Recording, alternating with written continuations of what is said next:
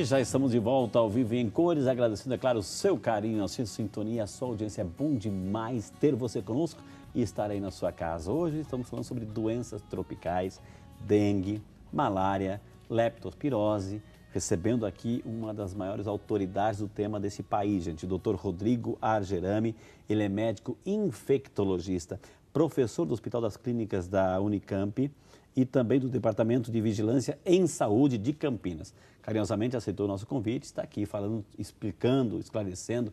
Eu queria dizer assim para você, vai ligando, o telefone está aí, 19 3871 9620, 19 3871 9620, ou se você preferir, o computador está aqui do meu lado, aqui, ó, vidaesaude@rs21.com.br, vidaesaude@rs21.com.br.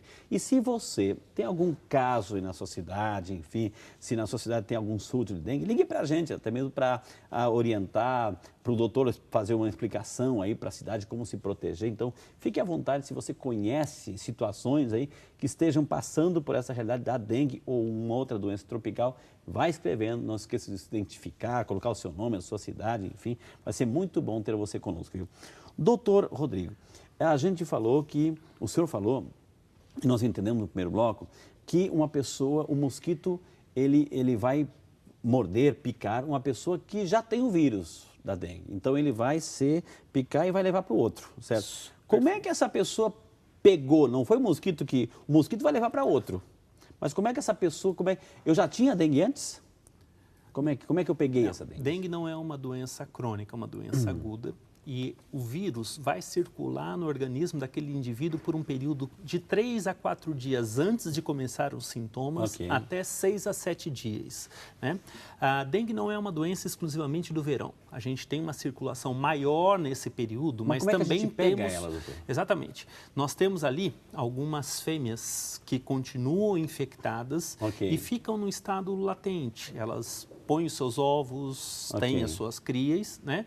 E no período de intensa reprodução, né, a atividade delas intensifica. O calor estimula as fêmeas a picar as pessoas. Então, as pessoas vão tendo como uma reação em cadeia e através dos vetores. Então, os vetores, de fato, vão disseminando e vão infectando pessoas a pessoas. Agora, o doutor Rodrigo, a fêmea, por que a fêmea? Porque ela precisa do sangue para alimentar os seus ovos, é isso? Isso, faz parte do seu metabolismo, do seu ciclo biológico, né? E uma vez, ou seja, uma pessoa que está infectada, os sintomas vão aparecer no terceiro, quarto dia, é isso? Que a pessoa vai começar a sentir os reflexos que alguma coisa diferente mordeu a pessoa. Existe o que nós chamamos de período de incubação, que é o período entre a picada e o início dos sintomas. O período de incubação médio, né, de 7 dias, mas o vírus tem uma circulação muito intensa de 3 a 4 dias antes dos sintomas surgirem. Depois de 7 dias que aquele indivíduo é picado, é que em média surgem os sintomas. O doutor, começaram a chegar os e-mails aqui, o nosso amigo Clodoaldo de Norá, lá de São Bernardo do Campo, acompanhando o programa, Deus abençoe, um beijo para vocês aí. Estão parabenizando o programa. Está sendo divulgada uma perigosa epidemia mais forte, isso é real, né? Está parabenizando o programa aí, doutor. Ou seja, está vindo algo mais forte nesse sentido, doutor? Não, o vetor é o mesmo, né? E o vírus que vem circulando é o mesmo dengue 1. Se nós estivermos falando em boa parte dos estados, né? Não houve uma mudança do vírus. Esse vírus não sofreu nenhuma mutação. O que nós temos e que explica muito dessa incidência elevada, né? Ou seja, o risco de uma epidemia iminente, é que nós tivemos um 2014 extremamente quente, um 2014 com restrição hídrica em diversas localidades, e nós lembramos que as grandes maternidades do mosquito... É a água e o calor. Então, as pessoas tendem a acumular água para conseguir manter sua subsistência associado a um calor.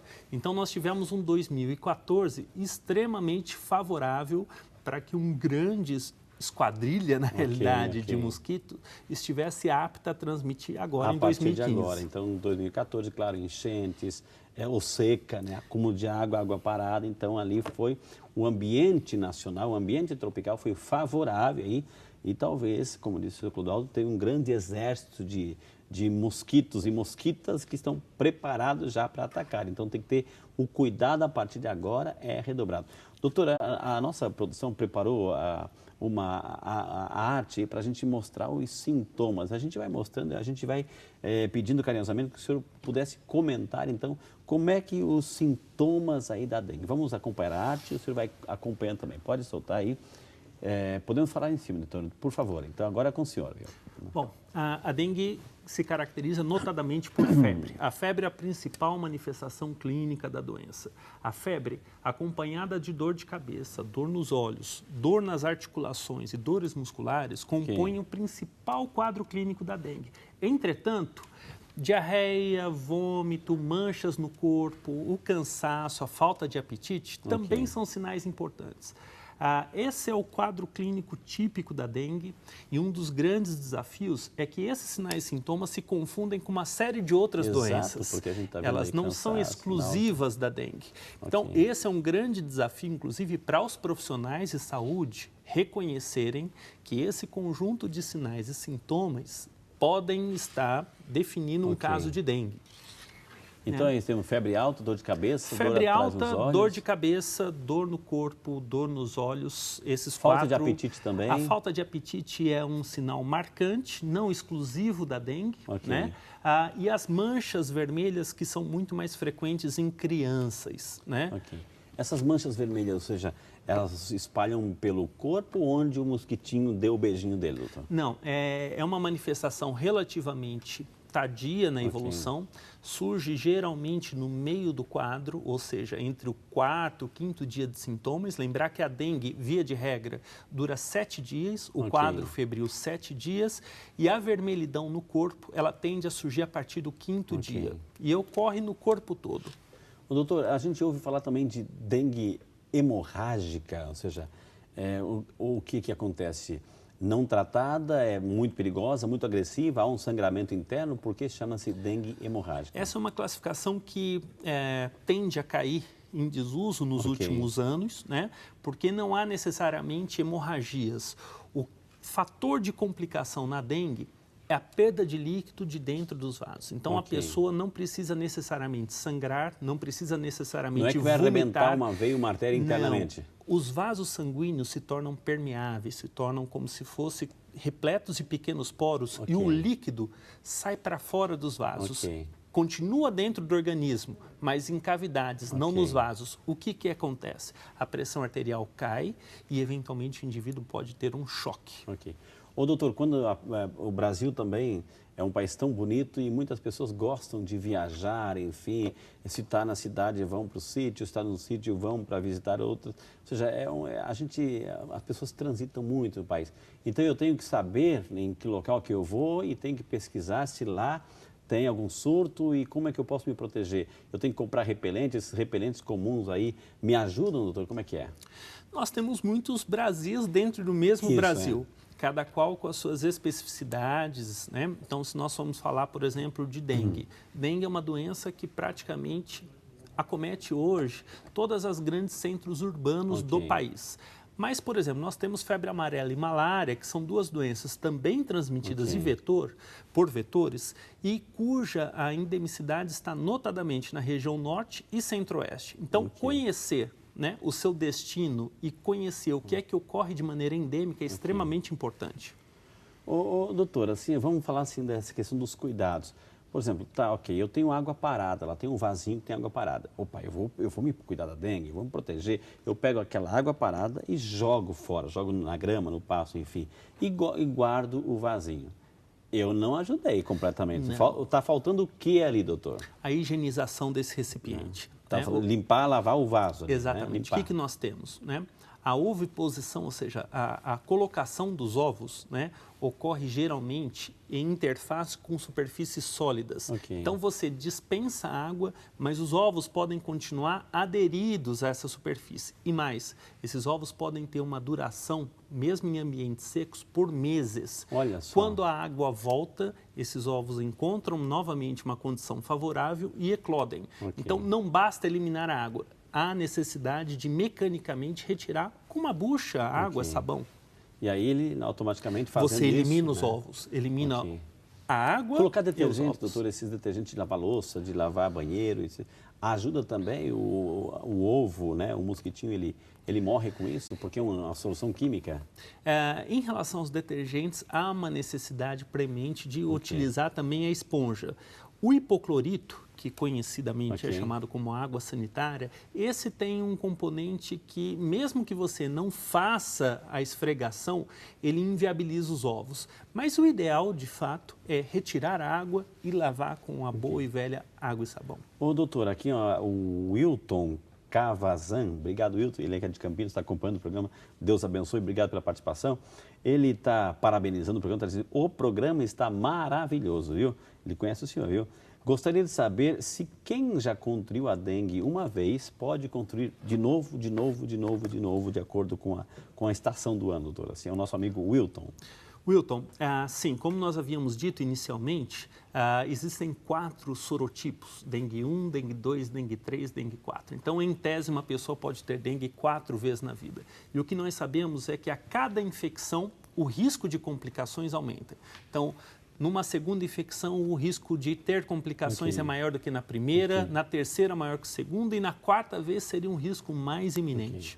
Gente, lembrando que o assunto de hoje o assunto é doenças tropicais. Nós estamos assim batendo um pouquinho mais na dengue, porque sabe que é um perigo, mas toda doença é um perigo, claro. Mas assim, é dengue, é malária, leptospirose, tudo isso, fique à vontade. Assim. Ô, doutor, eu queria uma dúvida pessoal. A famosa chikungunya, né? Chikungunya, ela é o mesmo mosquito? É primo do Aedes aegypti? Como é que é? Frei, é uma doença tropical também ou não? Essa é uma doença tropical. Ela teve a sua origem no continente africano no final da década de 50 e para nós ela é uma debutante. É um vírus tropical e emergente. Está começando a aparecer. Exatamente. Ela já passou pela nossa América Central, pelo nosso Caribe, causou grandes epidemias de grandes proporções. E o que ela guarda em comum com a dengue? Além de alguns sinais e sintomas como febre, dor de cabeça, dor no corpo, ela é transmitida pelo mesmo vetor. Então, ao controlarmos o Aedes, nós também minimizamos o risco de uma disseminação do chikungunya. Ok, então a gente pode eliminar a dengue e o chikungunya, porque é o mesmo mosquito praticamente. Assim. Olha que interessante, gente. Vai ligando, vai participando, vai interagindo conosco aqui. Hoje o assunto é muito interessante porque é uma questão de saúde pública, gente. Eu queria até que você escrevesse para você dizer assim, olha, eu quero contar, dá tempo ainda de eu contar um testemunho, doutor. Assim, uma vez eu viajo o Brasil inteiro, eu faço um trabalho da Missa da Saúde, enfim, e cada cidade que a gente vai, né, uma cidade que quer que eu vá rezar a Missa da Saúde, acertamos todos os detalhes da missa, a parte espiritual, doutor. E aí eu dou uma tarefa para a paróquia. Agora vocês vão entrar em contato com a Secretaria da Saúde para que no dia da missa haja atendimento médico gratuito. Então é bonito o que a gente vê lá, um médico dando palestra. Um mutirão. Um mutirão da saúde. Enfermeiros aferindo pressão arterial, teste de diabetes, ensinando as crianças a escovar o dentinho. E uma vez eu cheguei numa cidade, né, que a Secretaria do Meio Ambiente, né, da Vigilância Sanitária, se uniu à da Saúde e fizeram um trabalho tão interessante, porque eles colocaram os caminhões e lá, doutor, eles levaram, olha, isso é uma ideia, porque a ideia boa tem que ser inspirada, viu? A ideia boa. E aí a gente foi, estava lá os enfermeiros aferindo pressão, fazendo palestra, enfim. E aí a Secretaria, acho que é do Meio Ambiente, Vigilância Sanitária, eles compraram, doutor, assim, para incentivar a população, mais toneladas de picolé, né, de sorvete, picolé. Então a regra era, estava um surto de dengue na região, a regra era, cada 5 garrafas PETs, assim, que se trazia, ganhava um picolé. Doutor tinha toneladas de garrafas, ou seja, eram crianças, eram jovens, era adulto, era de todo tipo de idade, assim, ou seja, foi uma brincadeira, uma diversão, mas uma consciência ecológica, ou seja, uma conscientização do problema da dengue, e, ou seja, aquela região rapidinho tomou consciência e aí todo mundo saiu de barriga cheia, doutor. Então, são pequenas ações assim que a população pode se mobilizar, né, doutor? Sim, o picolé foi o chamariz, claro, mas a consequência de terem visto a quantidade de lixo que poderia ser criadouros, isso potencialmente foi emblemático e o ganho, de fato, é a compreensão de que esse material está lá, né? Então, as pessoas precisam incorporar que da saúde das pessoas, né, depende da manutenção da saúde do meio ambiente também. Exatamente. Então, parabéns aí, que essas e tantas outras iniciativas sejam inspiradas, seguidas e copiadas também, com a graça de Deus. Oi, Frei, eu sou de Igrejinha, Rio Grande do Sul. Olha que maravilha, que Deus abençoe. Gostaria de saber, quem está ligando? É Edela, isso, Edela Beatriz Sander. Dona Edela, Deus abençoe. Ela que é de Igrejinha, Rio Grande do Sul. E gostaria de saber qual o tipo, aliás, está perguntando aqui sobre leptospirose, né? A gente já vai falar sobre leptospirose, então hoje estamos batendo um pouquinho na dengue aqui. Vamos ver mais uma pergunta dengue. Já vamos falar, viu, dona Edela? Peguei dengue faz 13 dias e ainda estou com coceira pelo corpo todo. É normal continuar coçando, diz assim, o prurido, né, doutor? Já não tenho mais nenhum sintoma fora esse. Deus abençoe. A Joyce é de Valinhos acompanhando o programa, doutor. Daí, 13 dias, coceira. Continua, doutor? Joyce, o prurido, popularmente chamado como coceira, é um marcador clínico da doença. Felizmente, é um marcador clínico de resolução, de cura. Então, a doença tem aquela fase aguda, muito debilitante, surge o vermelhidão no corpo entre o 5º e 6º dia, e o prurido, ele pode permanecer por 10, 15 dias, um prurido que muitas vezes irrita. É contagioso, porque você vai coçar e coloca assim, vai fazendo feridinha e vai... Né? Ele não é contagioso, porque ele é parte de um processo de resolução, do processo inflamatório. Então, essa pessoa não tem mais, oferece nenhum risco para o seu entorno.